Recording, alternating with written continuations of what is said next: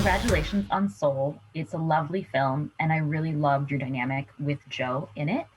I read that this is your first major animated voiceover role. Yeah. What was it that drew you to that side of acting, and how different was it for you to experience? Well, I've wanted to work in animated feature for quite some time, a long time. Actually, and I wanted, well, is that ever going to happen? And how is that going to happen? Is it ever going to happen?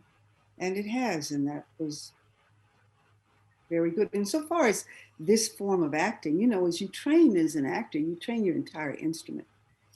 You train your voice, and on stage more so than my experience, I would say, in film and television, I get to use the instrument more fully. So that's something that I'm unaccustomed to doing. It's wonderful. You did it very well. Now, Liba and Joe have such a complex, complicated, but loving dynamic. Could you talk a little bit about, why they're at odds at the start of the film and how their relationship might evolve over the course of it? Oh, sure. Liba is Joe's mother, and like most mothers, she wants what she considers is the very best for him. She wants the best of everything for him. And she wants his life to go a certain way. And she's entering a time in her life, even though it isn't said so, but it is kind of referred to, where she's, looking, saying, well, I won't be here always. And I'd like to know that you're set and secure. And that's what I need to know. So don't go to the left, go to the right. Go take this job over here because this is what you need for security so you can pay your bills and be substantial and have a good life. And what she doesn't see is that what she thinks he needs isn't what he needs at all.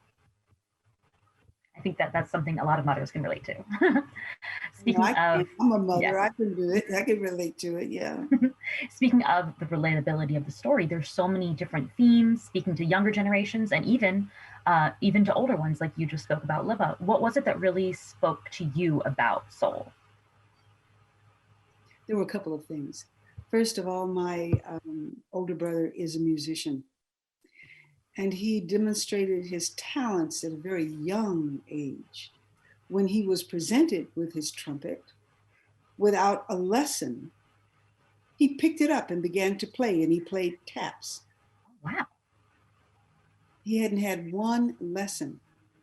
And at the age of 11, he conducted the Houston Symphony Orchestra, playing John Philip Sousa's Stars and Stripes Forever. I remember these things, and I remember how artistic he was always. I remember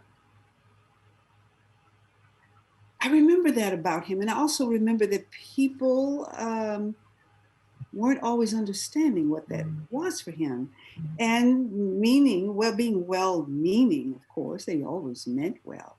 They would try to encourage him to get a job. Just like they would do my mother, who was a poet, as if that is not work. Yeah. I mean, people do this to this day now. I'm going to tell you, even in some academic institutions, when it comes to fine arts, there's no intelligence attributed to it, no discipline, no hard work, no real intention, no clear direction. That's just entertainment. Even though we kind of feed off entertainment, it's kind of like soul food to many people. Yeah. So it was these kinds of, I could go on about this, but that's really what attracted me. I said, Yeah.